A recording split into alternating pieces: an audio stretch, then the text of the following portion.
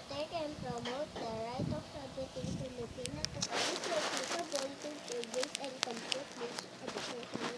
Students learn in a child-friendly, gender-sensitive, safe, and motivating environment. Teachers facilitate learning and constantly nurture every learner.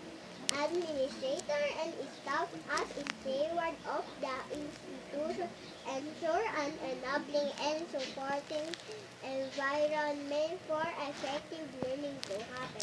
Family, community, and other stakeholders are actively engaged and show responsibility for developing lifelong learners.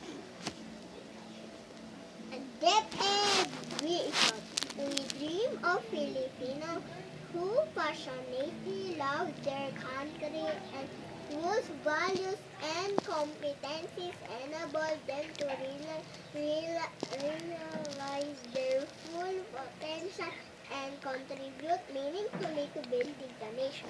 As a learner-centered public institution, the Department of Education continuously improve itself to better serve its stakeholders.